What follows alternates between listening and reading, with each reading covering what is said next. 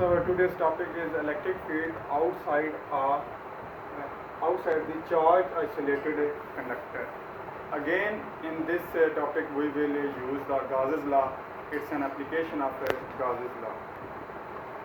In case of isolated charge conductor, the positive charge moves towards the outside.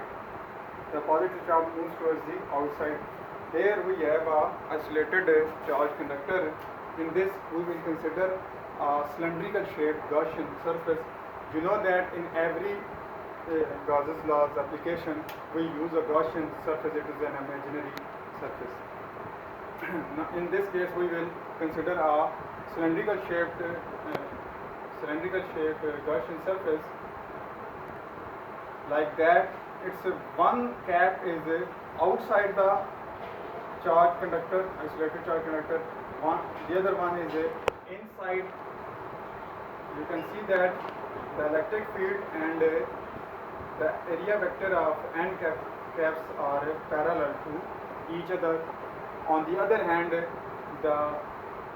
direction of the electric field and area vector of the curved surface is perpendicular to each other. Electric field will be in this direction. So first we will, the area of each surface is A. First we will use the definition of flux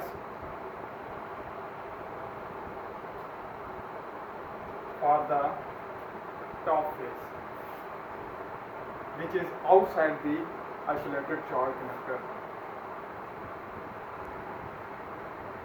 You can see that they are E and area vector are parallel to each other. That means the angle between them is 0. EDA cos 0 degree is 1. E being uniform can be kept out of the integral and total area is A.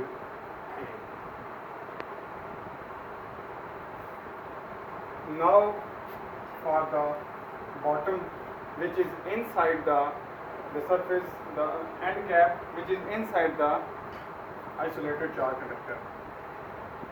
In this case, the value of E will be 0 because inside we know that inside our charge conductor the electric field is 0, so the flux will be 0. And for the curved face, you can see that for the curved face, the area vector and electric field are perpendicular to each other. The angle in the area vector and the electric field is 90 degree. So cos 90 is 0. This will also be 0. The total flux will be EA plus 0 plus 0 is equal to. And also we know that by the definition of Gauss's law, the flux is Q, the charge enclosed by the epsilon naught times.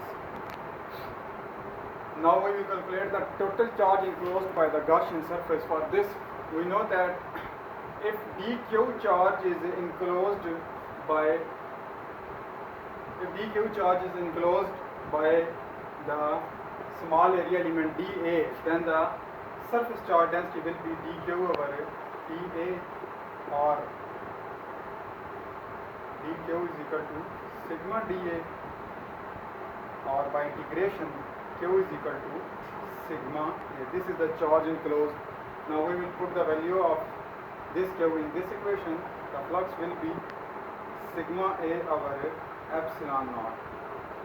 We will compare equation number 1 and 2. We will get EA is equal to sigma A over epsilon naught, or E is equal to sigma over epsilon naught, and in vector form you can use the unit vector. This is the expression of electric field outside the charge isolated conductor.